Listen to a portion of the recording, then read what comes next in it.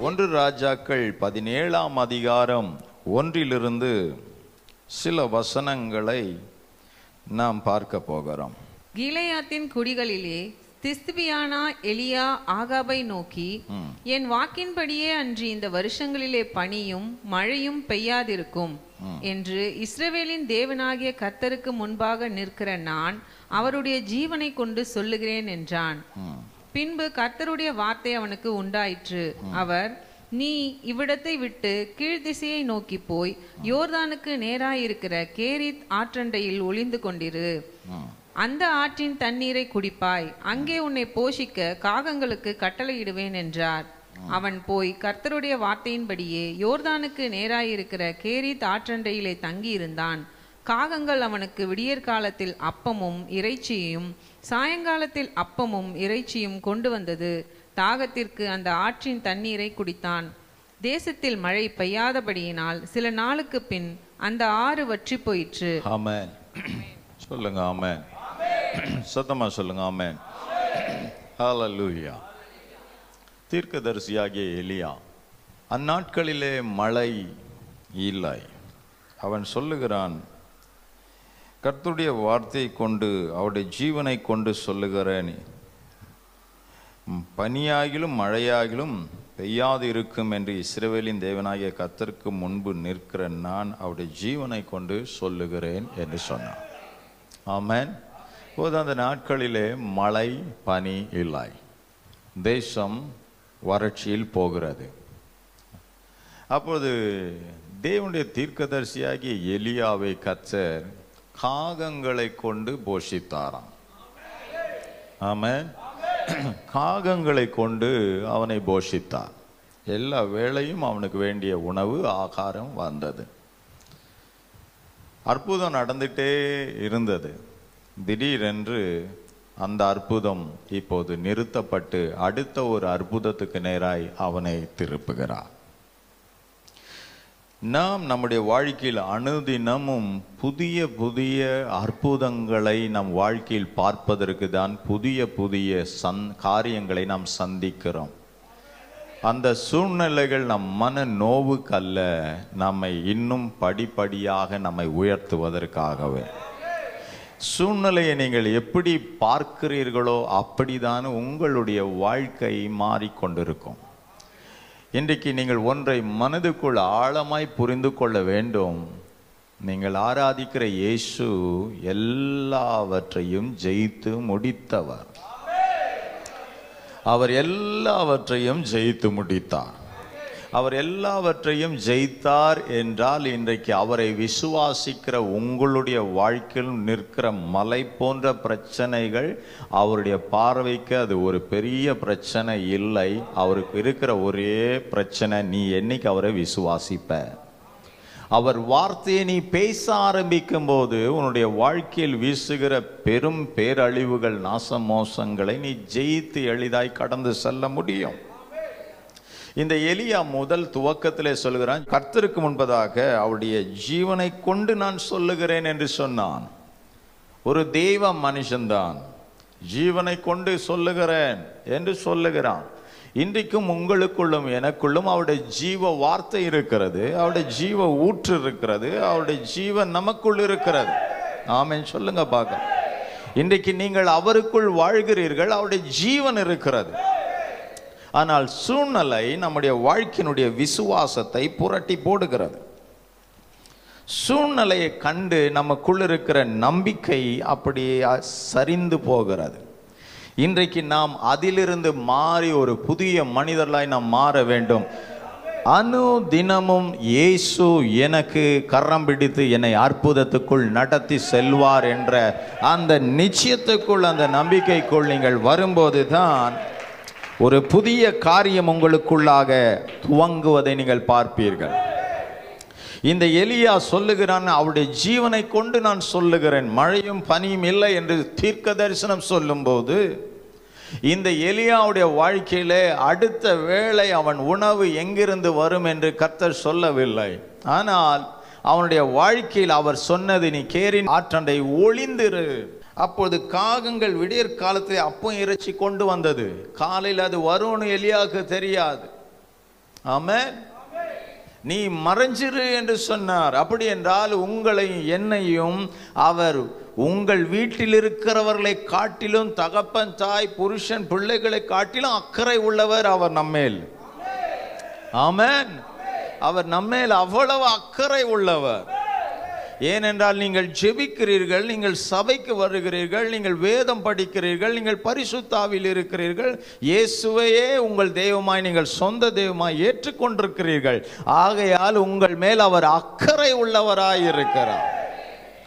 சொல்லுகிற காரியங்களிலே அவர் ஒன்றை சொல்லி அடுத்த ஒன்றுக்கு நீ எப்படி ரியாக்ஷன் பண்றேன்னு பார்த்துக்கிட்டு இருக்கிறார். அடுத்த ஒரு கொஸ்டின் எலியா கேட்கவில்லை, ஆண்டவரை நான் அங்கே ஒளிந்திருந்தால் எனக்கு சாப்பாடு எப்படி கொடுப்பீர், எனக்கு சாப்பாடு எப்படி கொடுப்பீர் என்ற அடுத்த கேள்வி அவன் கேட்கவில்லை. ஆனால் நாம் எப்படி தெரியுமா, எல்லாவற்றையும் கேட்போம். இதை எனக்கு வேணும், அது வேண்டும், இதை செய்ய வேண்டும், அதை செய்ய வேண்டும், அப்பொழுதுதான் உம்மை நான் நம்புவேன். தேவ பிள்ளைகளே, விசுவாசத்தில் நீ முன்னேற வேண்டுமானால் கர்த்தர் சொன்ன வாக்குத்தத்த வார்த்தை நீ பிடிச்சு அதுல நிற்கும் போது அவர் சொல்லுகிறார், எபேசியர் 1:3 படி ஆவிக்குரிய ரீதியில எல்லாம் ஆசீர்வாதம் மறைஞ்சிருக்கிறது. அந்த ஆவிக்குரியதுக்குள்ளாக எல்லாமே மறைந்திருக்கிற ஒருவன் ஆவியானவரோடு நடக்கும்போது ஆவியானவர் அவனுக்கு குறை வைப்பது இல்லை. அப்போது காகம் வந்தது, எல்லாத்தையும் கொடுத்துச்சு, சாப்பிட்டாரு.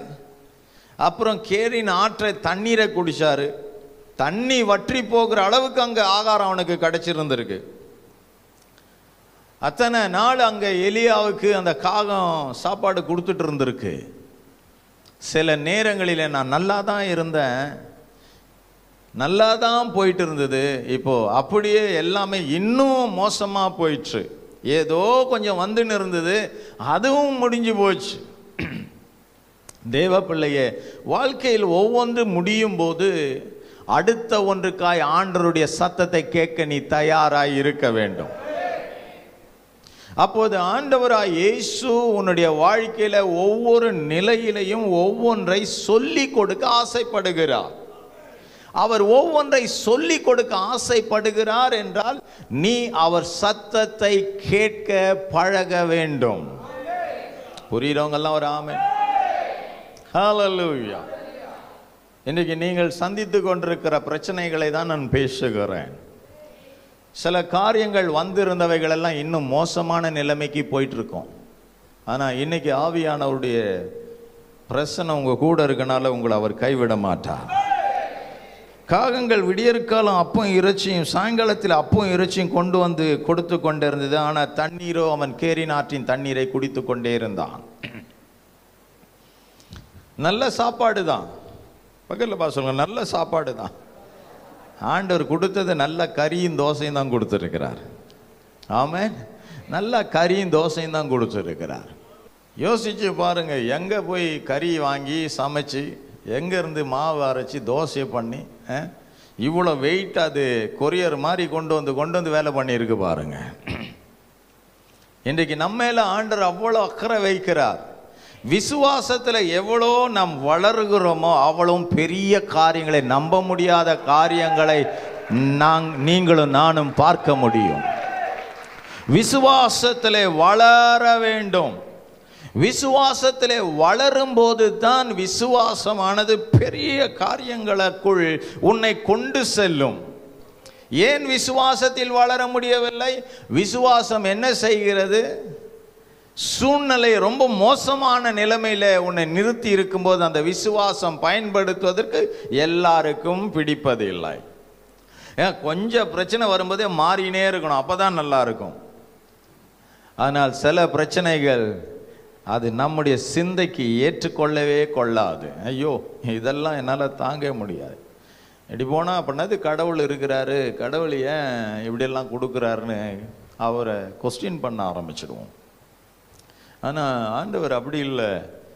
உனக்கு நிறைய பெரிய சோதனை வருதுன்னா பெரிய விசுவாசம் உன்ட்ட எதிர்பார்க்குறாருன்னு நினைக்கிறேன் நான். ஆமென். ஆமாம், பெரிய சோதனைனா பெரிய விசுவாசத்தை எதிர்பார்க்கிறார். பெரிய விசுவாசத்தை எதிர்பார்க்கிறார்னா பெரிய அற்புதத்தை செய்ய போறார். திடீர்னு வாழ்க்கையில் பெரிய ஒரு பெரிய ஒரு சம்பவம் உன் வாழ்க்கை அப்படியே மாற்றி போடும், அப்படியே உன் வாழ்க்கையை புரட்டி போடும். எவ்வளோ ஆழத்தில் போனியோ அவ்வளோ வேகமாக மேலே தூக்கிட்டு வந்து ஒரு நிலையான நிம்மதியில் அவர் நிறுத்துறத நீ பார்ப்ப. ஆகையால் நம்முடைய வாழ்க்கையில் வருகிற சில பிரச்சனைகளை பார்த்து கேள்வியை கேட்காம இதில் நான் ஒரு விசுவாசமாக நிற்கணுன்ற அந்த நிலைமைக்கு நீங்கள் வர வேண்டும் என்று நான் விரும்புகிறேன். இன்றைக்கு அவனுக்கு இருந்த அடுத்த ஒரு சோர்ஸு அதுதான், அந்த ஒரு கேரி நாற்றின் தண்ணீர் தான். ஸோ அதுவும் காலி ஆயிடுச்சுன்னா அவ்வளோ நாள் அவரை காப்பாற்றி இருக்கிறார். இப்போது ஆண்டவர் பாவண்ட அந்த காக்காலாம் ரொம்ப டயர்டாகி போச்சு. அவன் காக்கா ரொம்ப டயர்டாகி போச்சு. காக்காலாம் போய் ரிப்போர்ட் பண்ணியிருக்கோம். என்ன ஆண்டவரே முடியல ஆண்டவரே, கறி தோசைலாம் ரொம்ப வெயிட்டாக இருக்குது, சட்டை அடித்து ரக்கா அடித்து நாங்கள் ரொம்ப தாழ்ந்து போகிறோம், எங்களை கொஞ்சம் ஃப்ரீயாக்குங்க. ரைட், உங்களுக்கு டியூட்டியை மாற்றுறேன். ஆமென். இன்றைக்கு நம்மளை ஆசீர்வதிக்கிறது தேசம் தாங்க முடியாததாக மாறும் என்று ஆபிரகாமோடு சொன்ன வாக்கு நம்ம வாழ்க்கையில் தேசத்துக்கே ஒரு வெயிட்டாக நம்ம மாறும். கை தட்டுறவங்களெல்லாம் ஆசீர்வதிங்க. விசுவாசத்தை நீ பேசு, விசுவாசத்தை பேசு. சூழ்நிலையில் உன் விசுவாசத்தை பேசு. நீ உன் வீட்டில் நீ பார்க்குற எல்லா மதில்கள் எது இருந்தாலும் அங்கெல்லாம் விசுவாசத்தை எழுதி வை. உங்கள் பேரை போட்டு எது விசுவாசத்தை பேசு, ஸ்டான்லி விசுவாசத்தை பேசு, திரும்புகிற திசையெல்லாம் எழுதி வை. அதை பார்க்க பார்க்க விசுவாசத்தை நீ பேச ஆரம்பிக்க உன் நிலைமையே மாறும், உன் நிலைமையே மாறும், உன் நிலைமையே மாறும். ஆமாம், விசுவாசத்தை பேசணும், விசுவாசத்தில் நம்ம வளரணும். சூழ்நிலைகள் நம்மை அப்படியே அழுத்தி போட்டுரும். சூழ்நிலை நமக்கு ரொம்ப பெரிய பாரமாக இருக்கிறது போல நமக்கு வெறுப்பை கொண்டு வந்துடும். ஆனால் இன்னைக்கு கர்த்தருடைய ஆவியானவர் சொல்லுகிறார், உங்கள் விசுவாசம் பெரிய காரியங்களை செய்யும்படி என்னை உந்துகிறது. உங்கள் விசுவாசம் உங்களுக்கு எதையோ ஒரு காரியத்தை செய்யும்படி என்னை உந்துகிறது. கர்த்தரை ஒருத்தன் அப்படியே அவருக்கு பிரியமாக உனக்கு அவர் காரியங்களெல்லாம் வாக்கு தத்தம்லாம் அப்படியே ஒன்று ஆசீர்வாதத்தை மேலே ஊற்றணும்னா விசுவாசம்தான் ஒரு கீ. ஆண்டவர் சொன்னார், நீ ஃபாஸ்டிங் பண்ணாலும், நீ எவ்வளோ ஜெபம் பண்ணாலும், நீ என்ன காரியம் செஞ்சாலும் எனக்கு அதிலெல்லாம் இல்லை, விசுவாசமாக இருக்கிறவங்ககிட்ட எனக்கு நான் பிரியமாக இருப்பேன்றார். விசுவாசம் உள்ளவன் கர்த்தருக்கு ரொம்ப பிரியமானவன். ஆமென். விசுவாசத்தை நீ பேசும்போது தான் அவர் உனக்குன்னு வச்சதெல்லாம் நீ ஒன்று எடுத்து உனக்கா அதை நீ சுதந்தரிக்க ஆரம்பிக்கிற. ஹல்லேலூயா. விசுவாசத்தை நீ பேசும்போது தான் உன் வீட்டுக்குள்ள ஆண்டவர் உனக்குன்னு தரணும்னு எல்லா பொருட்களும், எல்லா நன்மைகளும், எல்லா சுகமும், எல்லா சந்தோஷம் உள்ள வர ஆரம்பிக்கும். எழுத வேண்டும், விசுவாசத்தை பேசு. ஆனால் நம்ம அதிகமாக அவிசுவாசத்தை பேசி அவரை ரொம்ப துக்கப்படுத்தி நம்ம தோற்று போகிறோம். அதே போல் இந்த விசுவாசத்தை நம்ம பேச பேச பேச என்ன நடக்கும் சொன்னால், அடுத்த விஷயங்களை உனக்கு அவர் பேச ஆரம்பிப்பார். ஆமென். ஏன்னா அந்த ஒரு விசுவாசம் ஒருத்தனுக்குள்ளேருந்து வருதுன்னா மலையை கூட பேர்த்து போட்டுரும்னு சொல்கிறார். அப்போ விசுவாசம், கடுகளவு விசுவாசம் இருந்தால் போதும் மலையை கூட பேர்த்துருவேன்றார். அப்படின்னா உன் முன்னாடி இருக்கிற எல்லா பிரச்சனையும் ஒன்றுமே இல்லாமல் ஆக்கிறதுக்கு இந்த விசுவாசம் அவ்வளோ பெரிய ஒரு ஆயுதமாக உனக்குள்ளேருந்து அவர் ஏக்க ஆசைப்படுகிறார். உனக்குள்ளிருந்து ஏக்க ஆசைப்படுகிறார். விசுவாசமாக ஒருத்தன் நிற்கிறான்னா அவனை கண்டாலே பிசாசுக்கு காபராதான். விசுவாசம் உன் வாயிலிருந்து புறப்பட வேண்டும். அடுத்தது கர்த்தர் எலியா கிட்ட பேசுறாரு. அடுத்தது கர்த்தருடைய வார்த்தை அவனுக்கு உண்டாகி, அவர் நீ எழுந்து சீதமுக்கும் சாரிபாத்துக்கு போய் அங்கே தங்கியிரு, அங்கே உன்னை பராமரிக்கும்படி அங்கே இருக்கிற ஒரு விதவைக்கு கட்டளையிட்டேன் என்றார். ஆண்டவர் எந்த மாதிரி இடத்துக்கு அனுப்புறாருன்னா ஒரு விதவை கிட்ட அனுப்புறாரு. இந்த விதவை கிட்ட அனுப்புறதுனால எலியாவுக்கு இல்ல நன்மை செய்ய போறாரு, அந்த விதவை வீட்டுக்கு நன்மை செய்ய போறார். ஆமென். அந்த வீடை மாத்துறதுக்கு அவர் ஆசைப்படுறார்.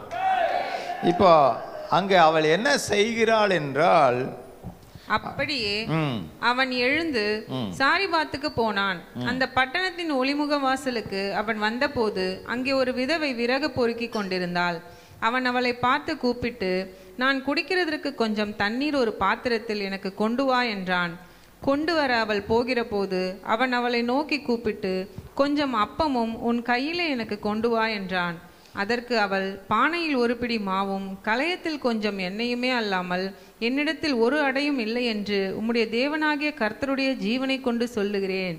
இதோ நானும் என் குமாரனும் சாப்பிட்டு செத்து போக அதை எனக்கும் அவனுக்கும் ஆயத்தப்படுத்துகிறதற்கு 2 விறகு பொறுக்குகிறேன் என்றாள். அப்பொழுது எலியா அவளை பார்த்து, பயப்படாதே, நீ போய் உன் வார்த்தையின்படி ஆயத்தப்படுத்து. ஆனாலும் முதலில் அதிலே எனக்கு ஒரு சிறிய அடையை பண்ணி என்னிடத்தில் கொண்டு வா, பின்பு உனக்கும் உன் குமாரனுக்கும் பண்ணலாம். கர்த்தர் தேசத்தின் மேல் மழையை கட்டளையிடும் நாள் மட்டும் பானையின் மா செலவழிந்து போவதும் இல்லை, கலசத்தில் எண்ணெய் குறைந்து போவதும் இல்லை என்று இஸ்ரவேலின் தேவனாகிய கர்த்தர் சொல்லுகிறார் என்றான். அவள் போய் எலியாவின் சொற்படி செய்தாள். அவளும் இவனும் அவள் வீட்டாரும் அநேக நாள் சாப்பிட்டார்கள். கர்த்தர் எலியாவை கொண்டு சொன்ன வார்த்தையின்படியே பானையிலே மா செலவழிந்து போகவும் இல்லை, கலசத்தின் எண்ணெய் குறைந்து போகவும் இல்லை. இவைகள் நடந்த பின்பு வீட்டுக்காரியாகிய அந்த ஸ்திரீயின் மகன் வியாதியில் விழுந்தான். இங்க இந்த அம்மா வந்து 2 விறகு பொறுக்கி சாகலான்னு இந்த விறகு பொறுக்கி தோசை சுட போகுது. இந்த பையன் கேட்குறான், அம்மா எப்பவுமே சாவ போகிறோம், சாப்பிட்டுட்டா சாகணும், எப்படியும் சாவ போகிறோம், இனி சாப்பிட்டுட்டு சாகணுமா, இனி என்னத்துக்கு ஒரு சாப்பாடு, இதுக்கப்புறம் என்ன இருக்குது, சாவதானே போகிறோம். ஆனால் அந்த அம்மா சொல்லுது, இல்லைடா கொஞ்சம் இருக்குல்ல, அதை மீதி வச்சுட்டு போகணும், அதை சாப்பிட்டுட்டே செத்துடலாம். அப்போ அதை சாப்பிட்டுட்டு செத்துடலான்னு அந்த அம்மா சொன்ன போது, சரி நீ சொல்கிற மாதிரியே சாப்பிட்டுட்டே சாகலாம், போயிட்டு விறகு எடுத்துகிட்டு வர போகிறாங்க. வாழ்க்கை முடிஞ்சிச்சுன்ற முழு பிக்சர் அவங்களுக்கு முன்னாடி நின்றுச்சு. அதுக்கப்புறம் ஒரு வாழ்க்கை இருக்குன்றது அவங்களுக்கு நிச்சயமாக நம்பிக்கையே இல்லை. அதுக்கு அடுத்தது ஒரு காரியம் இருக்குன்றது அவங்களுக்கு நம்பிக்கை இல்லை, எல்லாம் முடிஞ்சிச்சுன்ற ஒரு நிச்சயத்தில் தான் அவங்க வந்துட்டாங்க. அது சொல்கிற நம்ம சாப்பிட்டுட்டு சாகலான்னு. எனக்கு யோசித்து பாருங்கள், உங்கள் வாழ்க்கையில் நிறைய விஷயங்கள் முடிஞ்சிச்சுன்றது தான் நீங்கள் நிறைய பார்த்துட்டு அதில் தான் அழுறீங்க. ஆனால் அதுக்கு அடுத்தது ஒன்று இருக்குன்றத வேதம் வலியுறுத்துகிறது. அதுக்கு அடுத்தது ஒரு வாழ்க்கை இருக்குன்றத வேதம் வலியுறுத்துகிறது. அடுத்த ஒரு வாழ்க்கையை நீங்கள் பார்க்கறதுக்கு தான் விசுவாசம் பயங்கர அவசியம். அப்போ அந்த சூழ்நிலையிலே அவன், ஏமா இதுக்கப்புறம் என்னத்துக்கு நம்ம சாப்பிட்டுட்டு சாகணும், சாப்பிட்டுட்டா இன்னும் கொஞ்சம் சாவு சீக்கிரம் வராத, கொஞ்சம் நீடிக்கும். ஆமென். இந்த அம்மா சொல்லுது, இல்லைடா அதை சாப்பிட்டுட்டு அடுத்தது பார்க்கலாம், அடுத்தது எப்படியும் பார்த்துடலாம். ஸோ ஒரு ஒரு ஒரு ஒரு ஒரு ஒரு ஒரு சின்ன விஷயம் போதும், சபைக்கு நம்ம போயிட்டு அடுத்தது யோசிச்சிடலாம். பயங்கர பிரச்சனை இருக்கும், சர்ச்சுக்கு போயிட்டு நம்ம ஒரு ஜெபம் பண்ணிட்டு ஆண்டவருடைய வார்த்தையை கட்டிட்டு அடுத்த முடிவு எடுக்கலாம். வருகிற பத்தியா இதுதான் வாழ்க்கையை திருப்பிடும். ஆமென். வர பத்தியா உன் வாழ்க்கை இதுதான் மாற்றும். இன்றைக்கு சாக வேண்டும் என்று இருக்கிற உன் திட்டத்தை மாற்றணும்னு பரம தேவன் ஒரு திட்டத்தை உனக்குன்னு வரைத்து வச்சிருக்கிறார் பாரு. அந்த திட்டம், அந்த விறகு பொறுக்குகிற அந்த நேரம் தான் எலியாவுடைய பிரயாணம் கரெக்டாக அவங்களை சந்திப்பதுக்கு நேரிட்டது.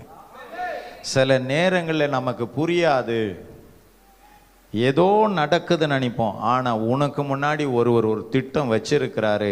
அது நடக்கணும்னா நீ அவருடைய தேடுதலின் இடத்துல நீ வர வேண்டும். ஹல்லேலூயா. அப்போ அவன் அங்க சந்திச்சதுமே அப்போது சொல்லுகிறார், எலியா அவளை பார்த்து, பயப்படாதே. ஆமென். இதுதாங்க பயப்படாத. பயம்தான் ஒரு மனுஷனுடைய விசுவாசத்தை அப்படியே ஜீரோவில் கொண்டு போயிடுது. எனக்கு விசுவாசம்லாம் இல்லைங்க, வாழ்க்கையில் எவ்வளோ கஷ்டம் பார்த்தேன், எவ்வளோ பிரச்சனை பார்த்தேன், விசுவாசம் இல்லைங்க, இதுக்கப்புறம் என்னங்க இருக்குது, எல்லாம் முடிஞ்சு போச்சுங்க, ஜீரோவில் வந்துடுவாங்க. ஆனால் தேவ மனுஷன் அந்த எலியாவை பார்த்ததுமே அவன் சொல்லுகிற காரியம் பயப்படாத. அவளை பார்த்து சொல்கிறான் பயப்படாத. அவள் பயம் என்ன? இனி எங்களுக்கு எதுவுமே இல்லை, இனி எங்களுக்கு எதுவுமே இல்லை, எல்லாமே ஓவர் ஆகிப்போச்சு. ஆனால் அங்கே தெய்வ மனுஷன் சொல்லுகிறான் நீ பயப்படாத. அவள் துக்கிக்கிறா, நான் சாவ போகிறேன், என் பிள்ளை சாவ போகுது, ஏன்னா எங்கள் ஆசீர்வாதம் எல்லாம் ஆல்ரெடி எங்களை விட்டு போயிடுச்சு, தேசத்தில் ஒன்றும் இல்லை, முடிஞ்சு போச்சு, இனி எங்களுக்கு சகாயம் பண்ண யாருமே இல்லை. ஜீரோவில் வந்து நிற்கிறியா? எல்லாமே காலி ஆயிடுச்சா? இன்றைக்கி நான் பிரசங்கிக்கிற இயேசு, இன்றைக்கி நான் பேசுகிற தேவன் இன்றைக்கி உன் வாழ்க்கையில் ஒரு மாற்றத்தை கொண்டு வர்றதுக்கு அவர் உன்கிட்ட எதிர்பார்க்குற ஒரே விஷயம், விசுவாசத்தில் முன்னேறு. இன்றைக்கும் ஒன்று உன்னுடைய வாழ்க்கையில் நீ முடிந்து போகலை, இன்னைக்கு நீ பேசலாம். நிச்சயமாக ஒடுங்கி போனனா, நொந்து போனனா, நொறுக்கப்பட்டு போனனா, இழக்கப்பட்டனா, இன்னைக்கு நான் பேசுகிற ஆண்டவரே, நான் விசுவாசிக்கிற ஆண்டவரே, எனக்கு ஒரு அற்புதத்தை நீங்கள் செய்வீங்க நான் நம்புகிறேன். என் வாழ்க்கை மாறப்போகுதுன்னு நான் விசுவாசிக்கிறேன், என் வாழ்க்கை மாறப்போகுதுன்னு நான் பேசுகிறேன், நான் அதையே சொல்கிறேன்னு சொல்லி விசுவாசத்தை அறிக்கை பண்ணிக்கொண்டே இருங்க. நிச்சயமாக உங்கள் வாழ்க்கை இதிலும் மேலான அற்புதத்துக்குள்ளே வந்து நிற்க போகிறதை நீங்கள் காணப்போகிறீர்கள். ஹல்லேலூயா. அப்போ சொல்கிறார் நீ பயப்படாதே. ஆமென். ஆனாலும் முதல் அதிலே எனக்கு ஒரு சிறிய அடைய பண்ணி என்னிடத்தில் கொண்டு வா, பின்பு உனக்கும் குமாரனுக்கும் பண்ணலாம் சொல்கிறார். பக்கத்தில் பார்த்து சொல்லுங்க, கொடுப்பார், கொடுப்பார். லூக்கா 6:38 சொல்கிறாரு. லூக்கா 6:38 சொல்லும்போது வார்த்தை இப்படியாய் சொல்லுகிறது, கொடுங்கள் அப்பொழுது உங்களுக்கு கொடுக்கப்படும், அமுக்கி குலுக்கி சரிந்து விழும்படி நன்றாய் அளந்து உங்கள் மடியிலே போடுவார்கள். ஹல்லேலூயா, ஹல்லேலூயா. அமுக்கி குலுக்கி சரிந்து விழும்படி நன்றாய் அளந்து உங்கள் மடியிலே போடுவார்கள். ஆமென், ஆமென். எங்கேயோ வார்த்தை கனெக்ட் ஆனோம் வாழ்க்கையில், ஏதோ ஒரு விஷயத்தில் உன் வாழ்க்கையில் ஆண்டரோடு சம்பந்தமாகிவிட வேண்டும். அப்போ இன்றைக்கு வேத வாக்குகள் எல்லாம், மொத்த வேதத்தினுடைய வாக்குகள்லாம் 31,104 வசனங்களும் நம்முடைய வாழ்க்கையில் உயிர்ப்பிதலை கொடுத்து விட வேண்டும். அப்பொழுது இந்த மொத்த 66 புத்தகத்திலும் கர்த்தர் கொடுத்த 31,104 வசனங்களிலும் உன் வாழ்க்கையில ஜீவனை கொடுப்பதற்காக தான் எழுதப்பட்டிருக்கிறதே தவிர உன் வாழ்க்கையில் இருக்கிறதை நீ இழப்பதற்காய் அல்ல. இழக்கப்பட்டவன் சுகந்தரித்து வாழும்படி அவர் வெற்றி வேந்தனாய் இருப்பது போல நீங்களும் எல்லாவற்றிலும் வெற்றி உள்ளவர்களாய் மாறுவதற்காகவே இந்த வார்த்தை உன்னை தொடர்ந்து வருகிறது. ஹல்லேலூயா. எலியா சொல்லுகிறான் பயப்படாதே. ஏன்? இன்றைக்கு குறைவற்ற உன்னுடைய வாழ்க்கையில முதல் கர்த்தருக்கு கொடு. நீ கர்த்தருக்கு கொடுக்க ஆரம்பிச்சினா உனக்கு அவர் கொடுப்பது அமுக்கி குலுக்கி சரிந்து விழும் அளவு உனக்கு கொடுக்க ஆரம்பிப்பார். கர்த்தர் ஒரு மனிதனுக்கு ஒரு வேலையை கொடுத்தால் அதில் உனக்கு ஒரு 100 ரூபாய் சம்பாத்தியம் கிடைச்சதுன்னா அதில் 1 ரூபாய் நீ ஆண்டுக்குனுக்கு கொடுப்பேன்னா கர்த்தர் உன்னை சந்தோஷத்திலையும் சந்ததியையும் ஆண்டவர் ஆசீர்வதிப்பதை நிச்சயம் நீ பார்ப்ப. எப்போ மனுஷன் அதில் உண்மையற்றவனாய் போகிறானோ அப்பொழுதுதான் அவனுடைய வாழ்க்கையில தடுமாற்றம், தேவ சகாயம் இல்லாமல் அவன் போகிறான். எதில் ஆண்டவரை நீ ஏமாத்துறியோ அதில் தான் நீ உலகத்தில் ஏமாற்றம் அடைவ. பண விஷயத்துல நீ ஆண்டவரை ஏமாத்தினா உன் பண விஷயம் உலகத்துல உன்னை ஏமாத்தும். ஆமென். உணவு விஷயத்துல நீ ஆண்டவரை ஏமாத்தினா உணவு காரியத்துல உன்னை ஏமாற்றும். ஏன் இன்றைக்கு சாப்பாடு ஒரு வேளை இல்லை என்று கஷ்டப்படுகிறார்கள்? வேதம் சொல்லுகிறது, நான் உங்களிடை பசியாய் வந்தேன், எனக்கு ஆகாரம் தரவில்லை. நான் உங்களிடத்தில் வஸ்திரம் இல்லாமல் இருந்தேன், எனக்கு நீங்கள் வஸ்திரம் தரவில்லை. நான் எண்ணெய் இல்லாமல் இருந்தேன், எனக்கு எண்ணெய் தரவில்லை. அப்போது சீஷர்கள் கேட்கிறாங்க, உம்மை நான் எப்பொழுது அப்படி பார்த்தோம்? இந்த சிறியர்களுக்கு நீங்கள் எதை செய்தீரோ அதெல்லாம் எனக்கே என்று சொன்னார். இன்றைக்கு நாம் பார்க்கிறோம், ஆண்டவருக்கா ஐயோ இது என் பிள்ளைக்கு வேணும், ஐயோ இது என் பசிக்கு வேணும், இதை நான் கொடுக்க முடியாது. எலியா சொல்லுகிறான், நீ செய்வதில் முதல் எனக்கு கொண்டு வா என்று சொன்னான். பிறகு உனக்கும் உன் பிள்ளைக்கும். வேதத்திலே பார்க்கும்போது பிறகு செய்வதற்கு இல்லை. ஹலோ, கவனிங்க இந்த பாயிண்ட.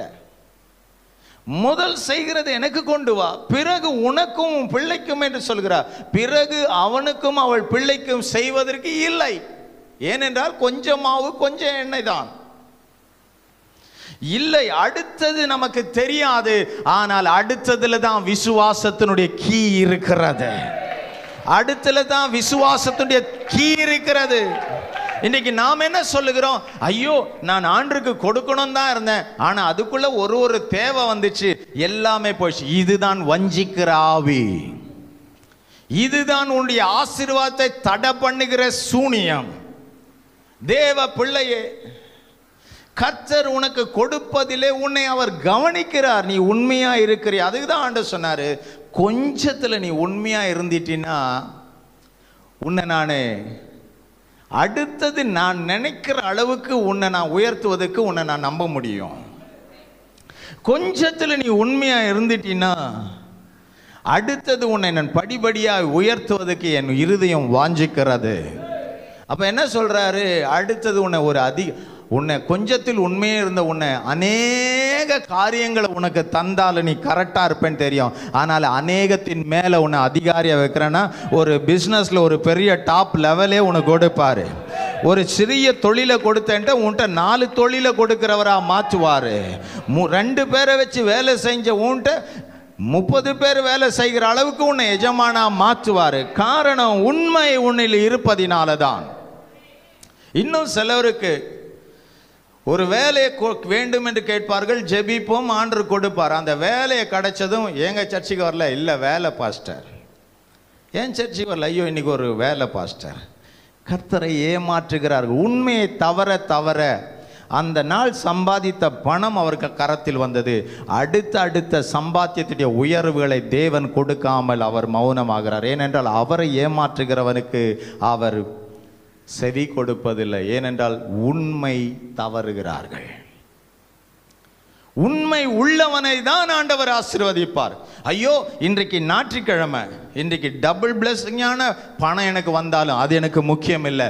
நான் என் ஆண்டவரை ஆராதிப்பேன். ஏனென்றால் என்னை புழுதியிலிருந்து தூக்கினார், என்னை குப்பையிலிருந்து தூக்கினார், என்னால் இல்லாதது எனக்கு தந்தார். இதில் நான் உண்மையா இனி இருப்பேன் என்று ஒருவன் தீர்மானம் பண்ணும்போதுதான் அவனை கர்த்தர் ஆசீர்வதிக்கிறார். அதுக்கு தான் அவர் சொன்னாரு, கொடு, அப்போ உனக்கு கொடுப்பேன். நம்ம கொடுத்தது கொஞ்சம் தான், ஆனா அவர் கொடுக்கிறது அமுக்கி குலுக்கி சரிந்து விழும் அளவு கொடுக்கிறார். ஹல்லேலூயா. இது ஆண்டவருக்கு கொடுக்கணுமா? நமக்கே இல்லையே, இதை கொடுக்கணுமா? நீ கொஞ்சத்தை கொடுப்பதுக்கு நீ கஷ்டப்பட்டீன்னா அதிகம் அவர் செய்யறதை நீயே தடை பண்ணிக்கிற. அதிகமாக உனக்கு வர வேண்டியதை நீயே தடையாக்கி கொள்ற. அப்போ அவர்கிட்ட சொல்றார், நீ முதல் அடையை எனக்கு கொடுன்னு சொல்றார். அவள் அந்த முதல் அடையை எந்த வார்த்தையும் சொல்லாம, ஐயோ என் பிள்ளைக்கு வேணும், ஐயோ எனக்கு வேணும் அப்படியெல்லாம் சொல்லாம அந்த முதல் அடையை செய்து சந்தோஷமாக கொண்டு போய் தெய்வ மனுஷனாகிய தீர்க்கதரிசிக்கு கொடுத்தா. ஆமென், ஆமென். இது கொஞ்சம் வலிக்கும். என் பிள்ளைய பட்டினி போட்டு ஆண்டு கொடுக்கறதா கொஞ்சம் வலிக்கும். ஆனா இதுதாங்க உன் தரித்திர நிலைமையை புரட்டி போட போற ஒரு விசுவாசத்தில் வளர வேண்டுமானால் சில காரியங்கள் ரொம்ப பயங்கரமாக தான் இருக்கும் அந்த பாதை. ஆனால் அதை ஒருவன் எப்போ கனம் பண்ணி ஆண்டவரே உங்களுக்கு தானே என்று முன் நிற்கிறானோ அவனுடைய ஆசீர்வாதத்தை யாராலுமே தடுக்க முடியாது. ஆபிரகாம் உன்னை ஆசீர்வதிச்சு உன் பேரை பெருமைப்படுத்துவேன்னு அவர் சொல்லும்போது ஆபிரகாம் அந்த ஆசீர்வாதத்தில் இல்லை. ஆனால் அந்த வார்த்தையின்படியே ஆண்டவர் அவன் வாழ்க்கையில் ஆசீர்வதிப்பதற்கு ஒவ்வொரு படிகள் கடந்து வந்தார் பாருங்க.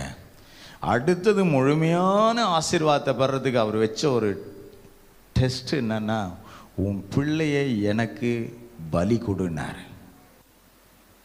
ஆதியாகமம் 22 பார்க்குறோம்.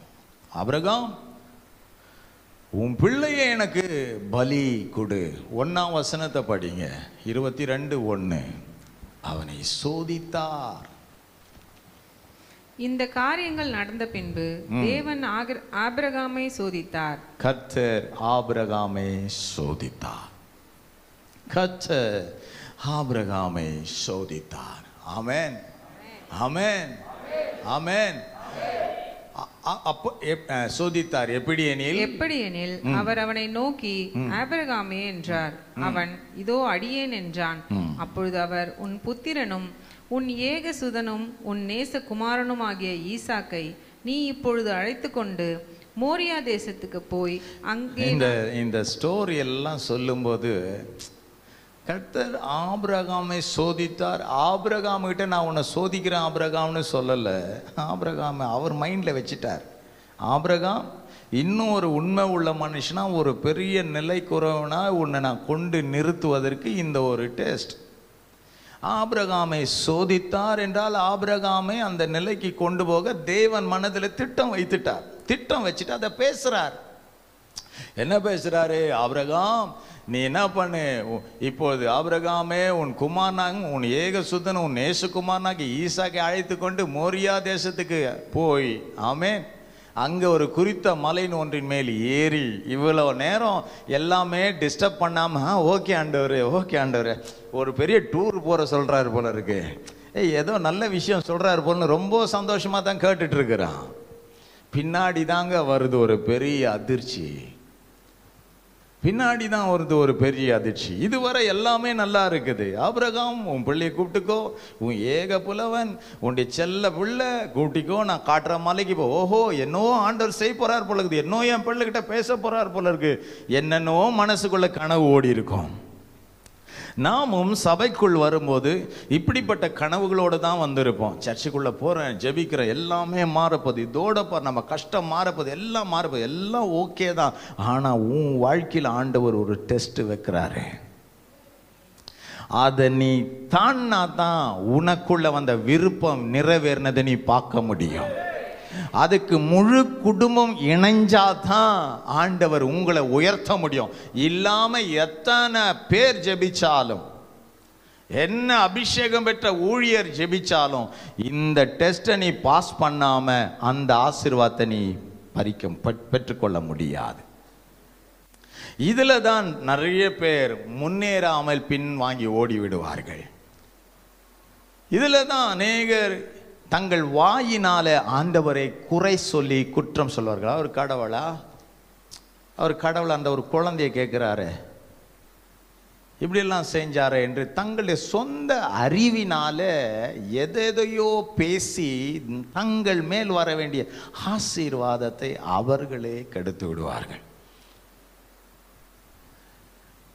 எப்படின்னா, இப்போ தான் வீட்டில் தான் பிள்ளைக்கோ மகளுக்கோ ஒரு முக்கியமான ஒரு எக்ஸாம் இருக்குது. அந்த எக்ஸாமுக்கு அவங்க போய் ஆகணும். ஊழியக்கார் சொல்கிறார், இன்றைக்கி ஒரு ப்ரேயர் இருக்குது வாங்கன்னு. எதை செய்வாங்கன்னு சொல்கிறீங்க? அவங்க இன்னைக்கு இருக்கிற எக்ஸாமை தான் பார்ப்பாங்க. ஆனால் சில ஆண்டுக்கு பிள்ளை அந்த பிள்ளை என்ன நிலைமையில் இருக்க போகுதுன்றது அவங்களுக்கு தெரியாது. ஆனா ஆண்டவர் எப்படி தெரியுமா, உள்ளங்கையில வரைஞ்சிருக்கார். சில பிள்ளைகள் படித்து பட்டம் எடுத்தும் ஊதாரியாய் போனவர்கள் உண்டு, துஷ்டரும் துன்மார்க்கருமாய். ஆனா சில பிள்ளைகள் 10th ஸ்டாண்டர்டே முடிச்சுட்டு உலகத்தை கலக்கிறவர்களாய் மாறி இருக்கிறார்கள். தட்டுங்க கைய.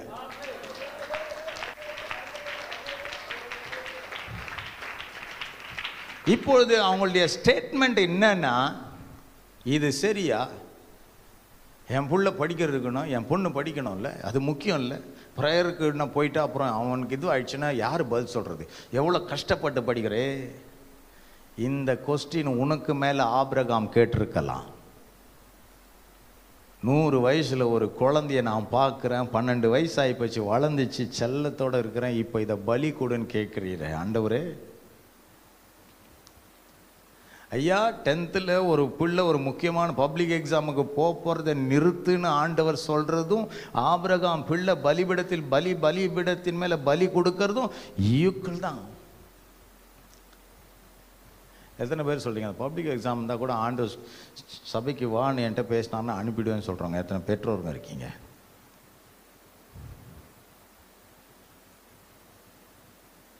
முடியலல்ல. அதனால தான் உங்கள் சைடு நான் கேட்டேன். ஏன்னா அதுக்கு தான் ஆபிரகாம்கிட்ட சொன்னார், சாராள்கிட்ட இந்த விஷயம் சொல்லாத. ஆபிரகாம் இந்த விஷயம் உனக்கும் உன் பிள்ளைக்கும் மட்டும் இருக்கட்டும். சாராள்கிட்ட அவர் சொல்லியே, சாராள்கிட்ட சொல்லலை. பைபிள் எல்லா ட்ரபுளுமே இந்த சைடில் தான் வந்தது.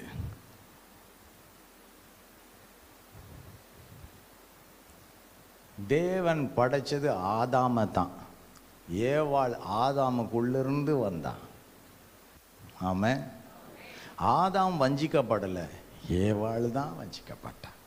ஸோ அதனால் இப்போ உங்களை நான் மைனஸ் பண்ணல. நமக்கு இருக்கிற அந்த ஒரு எண்ணம் இருக்குது பார்த்தீங்களா, என்னதானாலும் வீட்டு காரியம்தான் முதல். நம்ம யோசிக்கிறது தான் கரெக்டு, நம்ம எடுக்கிறது தான் முடிவு. இன்னைக்கு அந்த பப்ளிக் எக்ஸாமுக்கு அனுப்பலை, பிள்ளை வரல, அந்த ப்ரேயர் முடிஞ்சிச்சு, ஆவியானவர் வந்தார். அந்த வார்த்தைக்கு பயந்த ஒரு 4 பிள்ளைகள் வந்து அந்த மீட்டிங் அட்டன் பண்ணிட்டு போயிட்டாங்க. அடுத்த நாள் ஒரு நியூஸ் செய்தியில் வருது, நேற்று எழுதின பப்ளிக் எக்ஸாம் கொஸ்டின் அது அந்த பேப்பர் லீக்கேஜ் ஆயிட்டனால திரும்ப இன்னொரு நாள் மாற்றி அதே எக்ஸாம் வைப்போம் என்று வந்துச்சுன்னா என்ன பண்ணுவீங்க?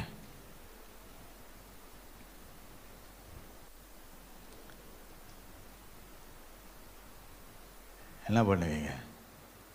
தலையிலே அடிச்சுப்பீங்க. பையன் வீட்டில் இருக்கிறவங்கள பார்த்துட்டுவான், ஆண்டுகிட்ட நான் போய் வந்திருக்கலாமே. இந்த அம்மா உடனே என்ன சொல்றேன், இன்னும் நல்லா படிச்சிக்கோ, உனக்கு வாய்ப்பு கிடச்சிருக்கு. இல்லை ராசா, இது இந்த ப்ரேயருக்கு வந்துச்சு இல்லை, அந்த பிள்ளைங்களுக்கு வாய்ப்பு கிடச்சிருக்கு.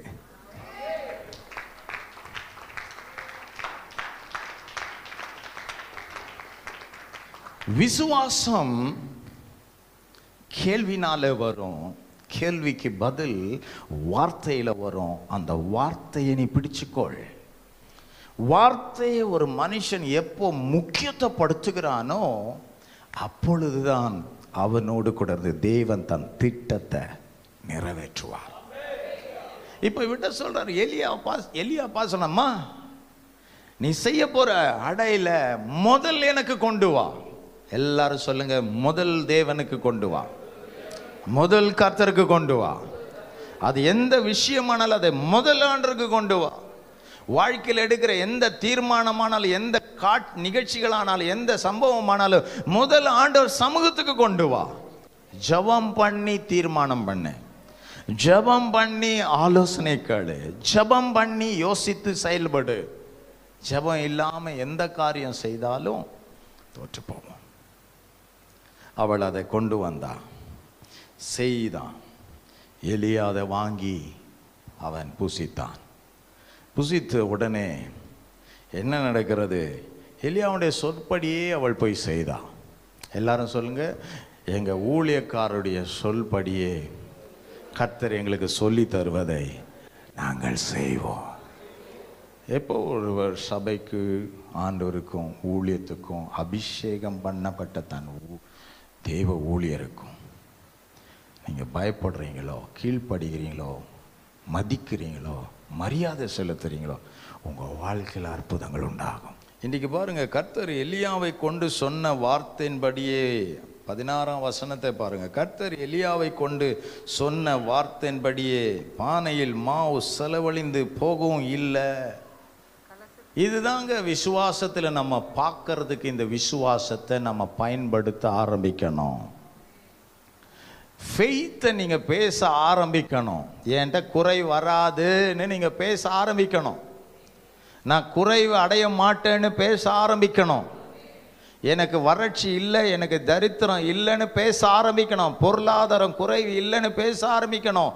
பண குறைவு வராதுன்னு பேச ஆரம்பிக்கணும். என்னுடைய வீட்டுடைய ஆசீர்வாதம் குறையாதுன்னு பேச ஆரம்பிக்கணும். அந்த பேசுகிற காரியம்தான் செயல்பட ஆரம்பிக்கும். அப்போ அந்த அம்மா அந்த பிள்ளைகிட்ட என்ன சொல்லியிருக்கோம்? ஹே, நம்ம இதை செய்யலாம், இதை நம்ம கர்த்தருக்கு, ஆண்டுடைய மனுஷனுக்கு நம்ம செய்யலாம், இது கர்த்தருக்கு நம்ம செய்யலாம். உடனே அந்த அந்த குடும்பம் ஒத்துப்பட்டுது பாருங்க. இன்னைக்கு பிள்ளைங்க நிறைய பேர் ஜெபிக்க போகணுன்னு ஆசைப்படும். ஆனால் பெற்றோர் அவங்கள மிரட்டி அடக்கி அவங்க திசையை மாற்றி விடுவாங்க. ஆனால் இந்த வீட்டில் இந்த பிள்ளை பசியில் இருக்கு, அதை தடை பண்ணல, அழுல, டிஸ்டர்ப் பண்ணல. இன்னைக்கு உங்கள் வீட்டுக்கு ஒரு விருந்தாளி வராங்கன்னா கறியெல்லாம் பண்ணி வச்சுருப்பீங்க, எல்லாம் சாப்பாடெல்லாம் பண்ணி வச்சுருப்பீங்க. அந்த விருந்தாளிக்கு மட்டும் நிறைய கறிங்களாக போட்டு எல்லாம் விதவிதமாக போட்டுருப்பீங்க. வீட்டில் இருக்கிற புள்ள பார்க்கும், நம்ம தட்டுக்கு நிறைய வர மாட்டேந்தேன்னு. நம்ம என்ன தெரியுமா சொல்லுவோம்? டேய், உங்களுக்கு எப்பவுமே நான் செய்கிறேன். விருந்தாளி வந்தாங்கன்னா திருப்தியாக சாப்பிட்டு போகணும். அவங்க இன்னைக்கு ஒரு நாள் தான் சாப்பிட போகிறாங்க, காலம் முழுசும் நீ என் கூட சாப்பிட போகிற. எப்படி மனசு மாற வேண்டும்? பொறாமை அல்ல, மகிழ்ச்சியோட. இந்த பிள்ளை சொல்லுதுமா, பசிக்குது, முதல் அங்கே கொடுக்கலாம். இதுதான் நமக்கு அடுத்த ஏதோ ஒரு காரியம் மறைஞ்சிருக்கிற ரகசியத்துக்கு ஒரு கீயா இருக்கு. உங்க மனசுகிட்ட நீங்க மண்ணிட்ட சிந்தையில நீங்க பேசணும். நமக்கு நமக்கு நமக்குன்றதை நிறுத்தி இனி அதில் இன்னும் நமக்கு கர்த்தர் செய்யும்படி, அவர் கரம் மேல் நீட்டப்படும்படி அவருக்குரியதை அவருக்கு என்றதை கொடுப்போம். வஞ்சனை இல்லாமல் கொடுப்போம். எல்லாம் பண்ணி முடிச்சிட்டாங்க. பண்ணி முடிச்சு மனுஷன் சாப்பிட்டு முடிச்சாருங்க. சாப்பிட்டு முடிச்சுட்டு இப்போ உங்களுக்கு வேண்டியதை போய் பண்ணுங்க அப்படின்னு சொன்னதும் உள்ளே போகிறாங்க. பார்த்தா பாத்திரம் நிரம்பி இருக்கு, எண்ணெய் நிரம்பி இருக்கு.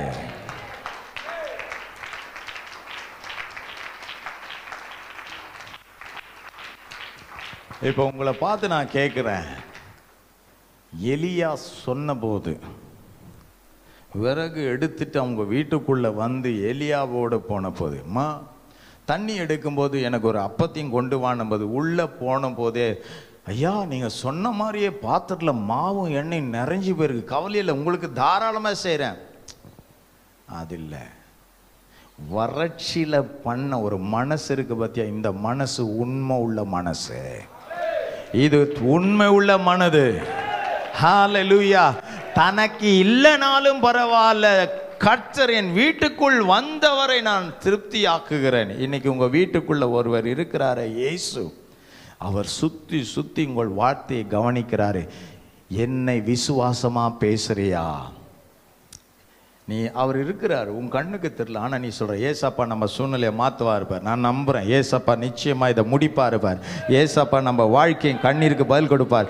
ஏசப்பா இந்த சூழ்நிலையை மாற்றுவார். ஏசப்பா இந்த தேவையை சந்திப்பார். ஏசப்பா நம்மளை ஆசீர்வதிப்பார். ஏசப்பா நம்மளை கைவிடலை. ஏசப்பா நம்மளை உயர்த்துவார். ஏசப்பா நம்மளை ஆசீர்வதிப்பார். நிச்சயம் வரும், கண்டிப்பாக இந்த தரித்திரம் மாறும், இந்த கஷ்டம் மாறுன்னு இதை நீ பேச பேச பேச உனக்குள் இருக்கிற, உன் வீட்டுக்குள் உலாவுகிற இயேசுடைய மகிமை உன் வாழ்க்கையின் நிலைமையை மாற்றும். உன் காலியான பாத்திரங்கள் எல்லாம் நிரம்பி வழிய செய்யும். ஹalleluya. அப்பொழுது உன் சமையல் அறையில் உன் காலியான பாத்திரங்களை ஆண்டவர் எப்படி கொடுப்பார்னா, அமுக்கி குலுக்கி சரிந்து விழும் அளவுக்கு அதை கொடுப்பார். ஏன்னா கொடுத்த நீ பெற்றுக்கொண்டு ஆக வேண்டும். கொடுத்த நீ பெற்றுக்கொண்டு ஆக வேண்டும். தசம பாகம் கொடுக்கிறியா, அதோடைய ஆசீர்வாதத்தை நீ பெற்றுதான் ஆகணும். ஆண்டவருக்கு நீ காணிக்கை கொடுக்கிறியா, அதோடைய ஆசீர்வாதம் நீ பெற்றுதான் ஆகணும். நம்ம எப்படி வளர வேண்டும் என்றால், நான் கொடுப்பது ஆண்டவருக்காக. அப்போ ஆண்டவருக்காக நீ கொடுக்கிறன்னா உன் வாழ்க்கையில் நீ ஆண்டவருக்குரியதை கனமுள்ளதா மாத்த பழகணும். கொடு, அப்பொழுது உனக்கு அமுக்கி குலுக்கி சரிந்து விழும் அளவு உனக்கு கொடுப்பேன் என்று சொன்னார். இன்னைக்கு உன்னுடைய வாழ்க்கையில பழச கொடுத்தினா, பழச தந்தா உனக்கு மனசுக்கு எப்படி இருக்கும்? ஆண்டவருக்கு சுருங்கினதும் அழுக்கடைந்ததும் கிழிந்ததை கொடுத்தினா, உனக்கு அதுபோல அமுக்கி உனக்கு திரும்ப கொடுத்தா எப்படி இருக்கும்? ஏற்றுக்காது. புரியுதா? புரியுதா? புரியுதா? இன்னைக்கு ஒரு யூடியூப்ல ஒன்று பார்த்துட்டு ஒரு பொருளை ஆர்டர் பண்ணுறீங்க, ஒரு பேக் ஆர்டர் பண்ணிட்டீங்க, வருது, பார்சல் வீட்டுக்கு வந்துடுச்சு. அதை ஓப்பன் பண்ணி பார்க்குறீங்க, அங்கங்கே பொத்தலாக இருக்குது. உள்ளே ஓப்பன் பண்ணி பார்த்தா அந்த ஸ்டிச்சிங்கெல்லாம் கிழிஞ்சிருக்கு. ஏற்றுப்பீங்களா? உடனே என்ன பண்ணுவீங்க? ரிட்டர்ன் அனுப்புவீங்க, திருப்பி அனுப்புவீங்க. காரணம், நீங்கள் அதுக்கு கிரியம் செலுத்திருக்கீங்க. அதுக்கேற்றது வந்தால் தான் நான் ஏற்றுப்பேன். இன்னைக்கு ஆண்டவராக இயேசு கிறிஸ்து அவருடைய காணிக்கை பெட்டியிலையோ நீங்கள் எதை கொண்டு வந்தாலும் முதலாவது கொண்டு வருகிறவைகள் சுத்தமாக இருக்கிறதா என்று நீங்கள் பார்க்கணும். நீங்கள் சுழிஞ்சதும் அழுக்கடைஞ்சதை கொண்டு வந்து நீங்கள் ஆண்டருக்கு போடும்போது உங்களுக்கு திரும்ப நீங்கள் அதை தான் கேட்கிறீர்கள். ஹலோ, இந்த காசு கலெக்ஷன் பண்ணலாம் நான் பேசல, அவருடைய உண்மையை நான் பேசிக்கிட்டு இருக்கிறேன். உனக்கு ஒருவர் அப்படி கொடுத்தால் நீ தூக்கி எறிகிறாய், திருப்பி அனுப்புகிறாயே. அப்போ கர்த்தருக்கு நீ கொடுத்து ஆசீர்வாதம் வாங்க வேண்டுமா, கர்த்தருக்கு கொடுத்து நீ சாபத்தை வாங்க வேண்டுமா? அவள் முதன்மையானதை கொடுத்தால், கடைசி கொடுக்கவில்லை, முதன்மையானதை கொடுத்தால், அப்போது ஆண்டருக்கு கொண்டு வந்து செலுத்தும் போது அந்த பணத்தை நீ பார்க்கணும். இதே ஒரு சொந்தக்காருக்கு மொழி பணம் கொடுக்க போறேன்னா உன் காசை என்ன அழகா சுத்தமா ஒரு கவருக்குள் வச்சு அழகா டீசெண்டா கொண்டு போய் கொடுக்குற. தேவனுக்கு ஏதோ ஒன்று போட்டு போற, அது கிழிஞ்சிருக்கா, அது நெளிஞ்சிருக்கா, அது இதுவா இருக்கா நீ பார்க்கறது இல்லை. நீ எப்படி விதைக்கிறியோ அப்படிதான் உன் மேல ஆண்டவர் அந்த ஆசீர்வாதத்தை உனக்கும் கொடுக்கறதுக்கு அவரால் முடியும். ஆகையால் தான் உச்சதமானவைகளை செலுத்தினவருடைய பலிகள் எல்லாம் தேவன் முகர்ந்தார், அவர்களை ஆசீர்வதித்தார். இன்றைக்கு நீ கர்த்தருக்கு கொடுக்கிற சிறியதானாலும் அதுல நீ உண்மையாய் கொடுக்கணும், அதை நேர்த்தியானதை கொடுக்கணும். ஐயோ, இது என் அப்பாவுக்கு ஆண்டவருக்கு நான் கொடுக்க போறேன், இந்த பணம் சுத்தமா இருக்கணும், அது ரொம்ப அழகா இருக்கணும், அது நேர்த்தியா இருக்கணும்.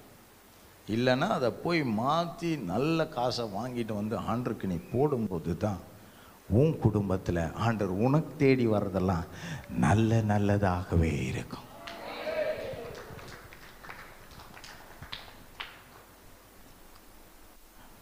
ஒரு சிக்கன் கடையில் போய் ஒரு காசை கொடுத்து சிக்கனை வாங்கிட்டு வரீங்க. அதை கட் பண்ணி சமைக்கணும்னு பார்க்கும்போது அந்த சிக்கன் ஸ்மெல்லு நல்லா இல்லை, பழசு போல இருக்கு. அதை சமைச்சு நம்ம சாப்பிடுவோமா? உடனே நம்ம என்ன பண்ணுறோம், அதை திரும்ப ஒரு மீனை வாங்குகிறோம், அதில் ஸ்மெல்லு வருது, கெட்டு பழைய மீன், உடனே அதை சமைப்போமா? இல்லை, திரும்ப கொண்டு போய் ஏன் ஏமாத்துற? காசு கொடுத்து தானே வாங்குறேன், நல்லதை கொடுக்கூடாதா? ஐயோ சரி சரி மாத்திடுறேன். ஐயா, கெட்டவைகள் உன்னண்டை வரும்போதே நீ தள்ளுகிறது போலவே உன் மனசிலிருந்து ஆண்டு கொடுக்கிற கெட்டவைகளை நீ தள்ள வேண்டும். அப்பொழுது நான் கர்த்தர் புதிய துருத்தியில் புதிய ரசத்தை ஊற்றுவார். புதிய துருத்தியில் புதிய ரசத்தை ஊற்றுவார். பழைய துருத்தியில் புதிய ரசத்தை ஊற்றினால் அது கிழிந்து போகும். தேவ பிள்ளையே, புளித்த மாவாயிராதீர்கள். அவர்கள் சதிசெயர், பரிசெயர்கள். அவர்கள் எப்போதும் குற்றம் பேசுகிறவர்கள். இன்றைக்கு கர்த்தர் உங்களை பார்த்து சொல்லுகிறார், நான் யார் என்பதை உன்னுடைய பாவனையிலே நான் வெளிப்பட ஆசைப்படுகிறேன். நான் யார் என்பதை நீ உன் பாவனையில் என்னை வெளிப்படுத்துவதற்கு நீ ஆசைப்படுவாய் என்றால் உன்னுடைய அனைத்திலையும் என்னை நீ கனம் பண்ணு என்று சொல்லுகிறார். கைகளை தட்டி கர்த்தரை மகிமைப்படுத்துவோம். ஹல்லேலூயா. கனம் பண்ணு, கனம் பண்ணு. இன்னைக்கு உன் வாழ்க்கையில நிறைய விஷயங்கள் இப்படி ஒன்று நடக்கணும் உன்னால நினைக்க முடியாத சூழ்நிலை. நீ உட்கார்ந்து இந்த சத்தியத்தை கேட்டுக்கொண்டிருக்கலாம். இயேசு சொல்லுகிறார், இதிலும் மேலானதை உனக்கு செய்ய இன்று நான் ஆர்வத்தோடு வாஞ்சையோடு இருக்கிறேன். உனக்காய் நான் செய்ய ஆசைப்படுகிறேன். நீ என்னை விசுவாசித்து என்னை கனம் பண்ணுவாய் என்றால் உனக்கு அடைக்கப்பட்ட எல்லா கதவுகளும் நான் திறப்பேன். உபாகம் 28:8 சொல்லுகிறது. உபாகம் 28:8 சொல்லுகிறது, கர்த்தர் உன் களஞ்சியங்களிலும், கர்த்தர் உன் களஞ்சியங்களையும், நீ கையிடும் எல்லா வேலையிலும், நீ கையிடும் எல்லா வேலைகளிலும் உனக்கு ஆசீர்வாதம் கட்டளையிடுவார். உனக்கு ஆசீர்வாதம் கட்டளையிடுவார். எத்தனை பேர் இந்த வார்த்தையை நம்புறீங்க? எத்தனை பேர் நம்புறீங்க? கர்த்தர் இன்னைக்கு அவருக்கு பயப்படுகிற தேவ பிள்ளையே, விசுவாசத்தில் முன்னேற ஆசைப்படுகிற தேவ பிள்ளையே, விசுவாசத்தில் நின்று கர்த்தருக்கென்று செயல்படுகிறவர்களே, ஆண்டருக்காக முதலிடம் கொடுக்கிறவர்களே, உங்களை பார்த்து ஆண்டவர் சொல்லுகிறார், உன் களஞ்சியங்களும் நீ கையிட்டு செய்யும் வேலைகளில் எல்லாம் உனக்கு ஆசீர்வாதத்தை நான் கட்டளையிடுவேன். எப்படி அந்த சாரிபாத் ஊரில் அந்த விதவின் வாழ்க்கையில அந்த குடும்பத்தில் ஆசீர்வாதத்தை கட்டளையிட்ட போது அவள் கண்கள் பார்த்ததோ, அதே போல விசுவாசத்தில் நீங்கள் இன்றைக்கு எழும்பி செயல்படுவீர்கள் என்றால் உங்கள் குடும்பம் இதே ஆசீர்வாதத்தை கட்டளையிடப்பட்டதை உங்கள் வாழ்க்கையில் நீங்கள் பெற்று அனுபவிப்பீர்கள். ஹல்லேலூயா. உன் தேவனாகிய கர்த்தர் உனக்கு கொடுத்த தேசத்தில் உங்களை ஆசீர்வதிப்பார். ஹல்லேலூயா. நீங்க ரொம்ப நல்லவங்க, உங்களை யாரும் ஒண்ணுமே செய்ய முடியாது. இவங்களால நஷ்டம் வந்துச்சு, அவங்களால நஷ்டம் வந்ததெல்லாம் நிறுத்திட்டு இன்னைக்கு நான் விசுவாசிக்கிறேன், ஆண்டவரே மறுபடி எங்களை ஆசீர்வதிக்க நீர் வருகிறீர். மறுபடி எங்களை ஆசீர்வதிக்க நீர் வருகிறீர். மறுபடி எனக்கு ஒரு புது வழியை திறக்க வருகிறீர். மறுபடி நான் இழந்தவைகள் எல்லாம் நாளத்தனையாய் என்னை ஆசீர்வதிக்க வருகிறதை இந்த காலையில் நான் நம்புகிறேன். ஹல்லேலூயா. எரேமியா 1:19. அவர்கள் உனக்கு விரோதமாக யுத்தம் பண்ணுவார்கள், ஆனாலும் உன்னை மேற்கொள்ள மாட்டார்கள். உன்னை ரட்சிக்கும்படிக்கு நான் உன்னுடனே இருக்கிறேன் என்று கர்த்தர் சொல்லுகிறார். ஆமென், ஆமென். உனக்கு விரோதமா யுத்தம் பண்ற எல்லாமே இன்னையோடு மரண பயத்தை கொண்டு வருதா? கடனின் பயத்தை கொண்டு வருதா? வீட்டில் ஒண்ணுமே இல்லைன்ற வறுமையின் பயத்தை கொண்டு வருதா? எதிர்காலத்தை குறித்த பயத்தை கொண்டு வருதா? தன் பிள்ளைகளை நினைச்சு எப்படி இவர்களை காப்பாற்றுவேன் என்ற பயத்தை கொண்டு வருகிறதா? இவ்வளோ பெரிய காரியத்தை எப்படி என்னால் செய்ய முடியும், என்னிடத்தில் ஒன்றுமில்லை என்ற பயத்தை கொண்டு வருகிறதா? கர்த்தர் சொல்லுகிறார், தேவ பிள்ளைகளே, உனக்கு விரோதமாய் யுத்தம் பண்ணுகிறவர்கள், ஆமென், ஆனாலும் உன்னை அவர்கள் மேற்கொள்ள மாட்டார்கள். ஆனாலும் உன்னை அவர்கள் மேற்கொள்ள மாட்டார்கள். இந்த யுத்தம் உன்னை விசுவாசத்திலே எழும்ப பண்ணுது. இந்த யுத்தம் விசுவாசத்தை பேச வைக்குது. இந்த யுத்தம் என் வாழ்க்கையில மாற்றத்தை பார்ப்பேன்னு எனக்குள்ள இருந்து ஒரு கர்ஜனை எழும்புகிறது. ஆனாலும் இந்த யுத்தம் பண்ணுகிற எனக்கு விரோதிகள் என்னை மேற்கொள்ள மாட்டார்கள். இந்த வறுமை ஆனாலும் இது என்னை மேற்கொள்ளாது. இந்த கடன் ஆனாலும் இனி மேற்கொள்ளாது. என் பிசினஸ் உடைய லாஸ் இனி என்னை மேற்கொள்ளாது. நான் செழிக்க ஆரம்பிக்கிறேன். கொடுக்கிறவன் எப்பொழுதும் மேற்கொள்ளாம போனது இல்லை. கொடுத்தவன் எல்லாவற்றையும் மேற்கொண்டது போல இன்றைக்கு சபையே உன் நேரத்தை நீ ஆண்டு கொடுத்திருக்கலாம், உன்னுடைய பணத்தை கொடுத்திருக்கலாம், உன்னுடைய வேலையை கொடுத்திருக்கலாம், உன்னுடைய ஜெபத்தை கொடுத்திருக்கலாம், உன்னுடைய உபவாசத்தை கொடுத்திருக்கலாம், உன் துதியை கொடுத்திருக்கலாம். எதெல்லாம் ஆண்டுக்கென்று நேரத்தை நீ கொடுத்தியோ, ஆனாலும் இவைகள் நிமித்தம் கர்த்தர் உன்னை மறுபடியும் மேற்கொள்ள வைப்பார். எதெல்லாம் ஒன்னை ஜெயிச்சதோ இன்னைக்கு அது தோத்து போகுது. அந்த சாரிபாத் விதவையுடைய வாழ்க்கையில வறுமை ஜெயிச்சுது. ஆனா இயேசு வர வேண்டியவர் வந்ததும் அது தோற்று போயிடுச்சு. இன்னைக்கு உங்க வீட்டுக்குள் ஒருவர் வருகிறார், உங்கள் தலை எழுத்தியே மாற்றுகிறார், உங்களுடைய நிலைமையை மாற்றுகிறார். ஏனென்றால் உங்களை ரட்சிக்க வேண்டும் என்று சொல்லி அவர் உங்களோடு இருக்கிறார். உங்களை விடுதலை ஆக்க வேண்டும் என்று அவர் உங்களோடு இருக்கிறார். இன்னைக்கு நான் ஒன்று சொல்றேன், அவர் உங்களோடு இருக்கிறவர் உங்களை விட்டு திரும்பி போயிடக்கூடாது. அவர் உங்களோடு முன்னேறி வரணும்னா விசுவாசத்தை பேச ஆரம்பிங்க, எழுதி வைத்து பேச ஆரம்பிங்க, எழுதி வைத்து அறிக்கை பண்ண ஆரம்பிங்க, எழுதி வைத்து பேச ஆரம்பிங்க. அப்போது கர்த்தர் எதை சொன்னாரோ அதை நீங்கள் பெற்றெடுப்பீர்கள். ஹல்லேலூயா. இன்றைக்கு என் ஆவியில நான் பார்க்கிறேன், நீங்கள் எளிதாய் அநேக காரியங்களை ஜெயித்து முன்னேற போகிறீர்கள். நீங்கள் எளிதாய் ஜெயித்து நீங்கள் முன்னேற போகிறீர்கள். என் ஆவியிலே நான் பார்க்கிறேன், யுத்தம் உங்களுடையது அல்ல, யுத்தம் அவருடையது. உங்களுடையது என்ன? திறவுகோலாகிய விசுவாசத்தை எடுத்து பேசுங்கள், விசுவாசத்திலே முன்னேறுங்கள், நிலைமை மாறும். அதான் பைபிள் சொல்லுது, 10 நாள் வேதனைப்படுவீர்கள், அடுத்தது உங்கள் வாழ்க்கையில மாற்றம் வரப்போகிறது. இன்று உங்களை பரிசுத்தம் பண்ணிக்கொள்ளுங்கள், நாளை உங்கள் மத்தியிலே கர்த்தர் பெரிய காரியங்களை செய்ய போகிறார். இன்றைக்கு உங்களை பரிசுத்தம் பண்ணிக்கொள்ளுங்கள், நாளை உங்கள் வாழ்க்கையில கர்த்தர் பெரிய காரியம் செய்ய போகிறார். இன்று உங்களை பரிசுத்தம் பண்ணுங்கள் என்றால் என்ன? எதெல்லாம் அவருக்கு விரோதமா இருந்ததோ, எதெல்லாம் சபைக்கு விரோதமா இருந்ததோ, எதெல்லாம் ஊழியருக்கு விரோதமா இருந்ததோ அதெல்லாம் இன்றைக்கு கழுகி எடுத்து சுத்தமாய் இருங்கள். ஒரு அற்புதம் நீங்கள் பார்க்க போகிறீர்கள். இங்கிருந்து கேட்கப்பட்ட வார்த்தை உனக்கு நேராய் வருகிறது, உன் நிலைமையை மாற்றும். மார்க் 9:17 இருந்து. அப்பொழுது ஜனக்கூட்டத்தில் ஒருவன் அவரை நோக்கி, போதகரே, ஊமையான ஒரு ஆவி பிடித்த என் மகனை உம்மிடத்தில் கொண்டு வந்தேன். அது அவனை எங்கே பிடித்தாலும் அங்கே அவனை அலைக்கழிக்கிறது. அப்பொழுது அவன் நுரை தள்ளி பல்லை கடித்து சோர்ந்து போகிறான். அதை துரத்தி விடும்படி உம்முடைய சீஷரிடத்தில் கேட்டேன், அவர்களால் கூடாமற் போயிற்று என்றான். அவர் பிரதியுத்தரமாக, விசுவாசமில்லாத சந்ததியே, எதுவரைக்கும் நான் உங்களோடு இருப்பேன்? எதுவரைக்கும் உங்களிடத்தில் பொறுமையாயிருப்பேன்? அவனை என்னிடத்தில் கொண்டு வாருங்கள் என்றான். அவனை அவரிடத்தில் கொண்டு வந்தார்கள். அவரை கண்டவுடனே அந்த ஆவி அவனை அலைக்கழித்து அவன் தரையிலே விழுந்து நுரை தள்ளி புரண்டான். அவர் அவனுடைய தகப்பனை நோக்கி, இது இவனுக்கு உண்டாகி எவ்வளவு காலமாயிற்று என்று கேட்டார். அதற்கு அவன், சிறு வயது முதற்கொண்டே உண்டாயிருக்கிறது. இவனை கொல்லும்படிக்கு அது அநேகந்தரம் தீயிலும் தண்ணீரிலும் தள்ளிற்று. நீர் ஏதாகிலும் செய்யக்கூடுமானால் எங்கள் மேல் மனதிறங்கி எங்களுக்கு உதவி செய்ய வேண்டும் என்றான். இயேசு அவனை நோக்கி, நீ விசுவாசிக்க கூடுமானால் ஆகும், விசுவாசிக்கிறவனுக்கு எல்லாம் கூடும் என்றார். உடனே பிள்ளையின் தகப்பன், விசுவாசிக்கிறேன் ஆண்டவரே, என் அவிவிசுவாசம் நீங்கும்படி உதவி செய்யும் என்று கண்ணீரோடே சத்தமிட்டு சொன்னான். அப்பொழுது ஜனங்கள் கூட்டமாய் ஓடி வருகிறதை இயேசு கண்டு அந்த அசுத்த ஆவியை நோக்கி, ஊமையும் செவிடுமான ஆவியே, இவனை விட்டு புறப்பட்டு போ, இனி இவனுக்குள் போகாதே என்று நான் உனக்கு கட்டளையிடுகிறேன் என்று அதை அதட்டினார். அப்பொழுது அது சத்தமிட்டு அவனை மிகவும் அலைக்கழித்து புறப்பட்டு போயிற்று.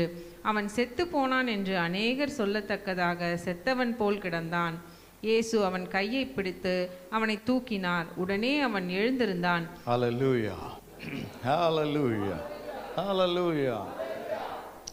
மிரக்கல்ஸ் நடக்கணும்னா உங்களுக்கு ஃபெய்த் வேணும். ஒரு வாலிபன் அவனுடைய வாழ்க்கையில் இருக்கிற பிரச்சனை டக்குன்னு அவனுடைய நிலைமை அப்படியே மாறும். கையெல்லாம் இழுத்துக்கும், வாயில் நுர தள்ளும், அவனுடைய கண்ட்ரோலே மாறிடும். எங்கே இருக்க அந்த இடத்துல விழுந்துருவான். பயங்கரமான ஒரு பிரச்சனை. இந்த கொடூரமான இந்த வியாதி, இந்த கொடூரமான இந்த பிரச்சனை இந்த குடும்பத்தில் ரொம்ப பெரிய கஷ்டத்தை கொடுத்து கொண்டே இருந்தது. இது வியாதி கிடையாது, இது பயங்கரமான ஸ்பிரிட்டு, ஆவி. இந்த மாதிரியெல்லாம் வாய் நுர தள்ளி இழுத்துக்கிட்டு அப்படி கண்ட்ரோல் மாதிரி உருண்டு பிறண்டுலாம் இதெல்லாம் என்ன ட்ரீட்மெண்ட் கொடுத்தாலும் சரியாகாது. இது சுகம் ஆகணும்னா விசுவாசம் தேவை. இயேசுவின் மேலே விசுவாசம் தேவை. ஸோ இயேசுக்கிட்ட அவனை கூட்டிகிட்டு விடுறான். அந்த அப்பா அழுகுறாரு, ஐயோ ஆண்டவரே, என் பையனை எப்படியாவது சுகமாக்குங்க. உங்கள் சீஷர்கிட்டெல்லாம் கூட்டிகிட்டு போனேன், அவங்களால யாராலுமே அதை ஜெபம் பண்ணி சரியாக்க முடியல. ஆச்சரியப்படுறாரு, இவனுங்களால முடியலையா? இவனுங்க எவ்வளோ அற்புதம் பார்த்துருக்கானுங்க, இவங்க எவ்வளோ காரியம் செய்ய, இவங்க இதை விரட்டல. அப்போ இவங்களுக்குள்ள இருக்கிற வார்த்தை வல்லமை காட்டிலும் அது இன்னும் இவங்களுக்கு மேலே வேலை செஞ்சுக்கிட்டு இருக்கா. ஆண்டுக்கு ரொம்ப வேதனையாக மாறிச்சு. எத்தனை நாள்மா சர்ச்சுக்கு வர? எவ்வளோ நாள் வர? இந்த கஷ்டத்துக்கு இன்னும் புலம்பிக்கிட்டு இருக்கிறியா? விசுவாசத்தை நீ பேசுறது இல்லையா? உன் வீட்டில் இன்னும் இந்த அற்புதத்தை நீ இன்னும் சுதந்திரிச்சுக்கலையா? ரொம்ப கவலைப்படுறாரு. இன்னைக்கு நம்முடைய வாழ்க்கையில் விசுவாசம் நிறைய காரியங்களை உள்ளே கொண்டு வரப்போகிறது. உங்களுக்குள் வேதனைப்படுத்தின அநேக காரியங்கள் விசுவாசத்தை பேசும்போதே வெளியே ஓட போகிறது. இந்த பொல்லாத இந்த சத்துருடைய தாக்கத்தால் இந்த பிள்ளை பிடிபட்டு இருந்ததை இயேசு கேட்கிறார். எவ்வளவு நாள் இருக்கு? சின்ன வயசுலேருந்தே இருக்கு. அது சின்ன வயசுலேருந்தே அதுக்குள்ள இருக்கிற காரணம் என்ன தெரியுமா? உங்களுக்கு யாருக்குமே விசுவாசம் இல்லை. விசுவாசத்தை பேசி இருப்பீங்கன்னா, விசுவாசம் என் மேல வச்சிருப்பீங்கன்னா நிச்சயமா இதெல்லாம் மாறி இருக்குமே. அவன் அழுறான், ஐயோ என்னை மன்னிச்சிடுங்க, எனக்கு இந்த விசுவாசம் வேணும், அதுக்காக நான் உங்ககிட்ட மன்றாடுறேன், இனி நான் விசுவாசமாக இருப்பேன்னு சொல்லி அழுது ஒப்பு கொடுத்தான். ஆண்டவர் அவன் கண்ணீரை பார்த்து, சாரி. இதுக்கப்புறம் விசுவாசிக்கிறியா? என்ன, நான் உயிர்த்தெழுதலும் ஜீவனுமா இருக்கிறேன்னு விசுவாசிக்கிறியா? நான் இன்று முதல் உன்னை ஆசீர்வதிப்பேன்னு விசுவாசிக்கிறியா? உனக்குரிய எல்லா காரியத்தையும் நான் மாற்றுவேன்னு விசுவாசிக்கிறியா? நான் ஒருவராய் இருந்து உனக்குள் பெரிய காரியம் செய்வேன் விசுவாசிக்கிறியா என்று சொல்லும்போது அவன் விசுவாசிக்கிறேன் என்று சொன்னார். அப்பனா அவனை கூட்டிட்டு வான்றார். அந்த பூந்துருக்கு பத்தி அந்த ஆவி அவனை நுரத்தள்ள பண்ணி அவனை இழுத்து இப்படி எல்லாம் அல்லக்கழிச்சு அந்த ஆவி எப்படிப்பட்ட தெரியுமா? செவிட்டு ஆவி. காது கேட்காது அதுக்கு. அந்த ஆவியில போயிட்டா காது கேட்காத செவிட்டு ஆவி. ரெண்டாவது ஊமை. அந்த ஆவியில் இருக்கும்போது என்ன பேசினாலும் பதில் பேசாது. இந்த ரெண்டு ஆவி அதுக்குள் மறைஞ்சிருக்க அந்த ஸ்பிரிட்டு அவர் பார்த்துட்டு, செவிட்டும் ஊமையுமான ஆவியே இவனை விட்டு வெளியே போ. அவ்வளவுதாங்க. விசுவாசத்தோட மலையை பார்த்து நீ பேசு, மாறும். இன்னைக்கு நான் காலையில் உங்களை பார்த்து நான் சொல்லுகிற ஒரே விஷயம், உங்கள் வீட்டில் எவ்வளோ பெரிய பிரச்சனையானாலும் பாஸ்டர் ஜெபிக்கணுன்ற அந்த நிலைமையை தாண்டி நீங்கள் முறையிட்டு வெற்றி எடுத்தவர்களாய், சாட்சியாய் சபைக்குள் வருகிறவர்களாய் நீங்கள் மாற வேண்டும். ஹல்லேலூயா. நான் சொல்லுகிறேன், உங்களுக்குள் விசுவாசம் வருமானால் உங்களை கொண்டு கர்த்தர் கிரியைகளை செய்வார். உங்களால முடியாது என்று இனி எதுவும் சொல்லாதீர்கள். உனக்குள் இருக்கிற இயேசு பெரியவர். உன் சூழ்நிலையை பார்த்து நீ பேசி அற்புதங்களுக்குள் கடந்து வர ஆரம்பிப்பாய் என்றால் அடுத்த அற்புதங்கள் உனக்கு சாதாரணமாய் நடக்க ஆரம்பிக்கும். ஆமென். சபையில் சாட்சி சொல்லணும். இப்படிப்பட்ட ஒரு பிரச்சனை வந்து நாங்கள் விசுவாசம் நாங்கள் குடும்பமாக உட்காந்து ஜெபிச்சோம், அதில் கர்த்தர் எங்களுக்கு விடுதலை கொடுத்தார். சபையில் வளர்கிற சாட்சி. அந்த பிரச்சனையில் இன்னும் இருந்து எங்கள் பிரச்சனை மாறவில்லை என்று நீங்கள் வருகிறீர்கள் என்றால், அன்றைக்கு சீஷர்களாலும் அது முடியாம போனதினால் அவர் வேதனைப்பட்டார். அவர்களால் கூடாம போயிற்று என்று சொல்லும் போது வேதனைப்பட்டார்.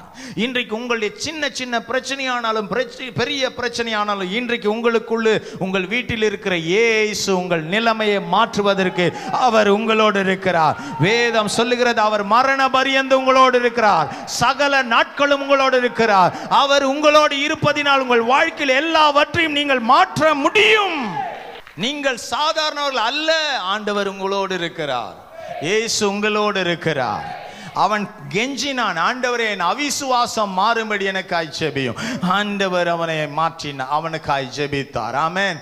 அந்த ஜனக்கூட்டத்தில் இயேசு அவனை நோக்கி, அந்த ஆவியை நோக்கி, அந்த வசனம் அது இல்ல, விசுவாசம் போடுங்க. உடனே பிள்ளையின் தகப்பன் ஆமென் விசுவாசிக்கிறேன், பிள்ளையின் தகப்பன் சொல்றான் ஆமென் விசுவாசிக்கிறேன் ஆண்டவரே, ஆமென் விசுவாசிக்கிறேன் ஆண்டவரே, இந்த அவிசுவாசம் நீங்கும்படி எனக்கு உதவி செய்யும் என்று கண்ணீரோடு சொல்லுகிறான். இன்னியோட நான் விசுவாசிக்க தான் ஆரம்பிப்பேனே தவிர இதுக்கு பிறகு நான் அவிசுவாசிக்க மாட்டேன்.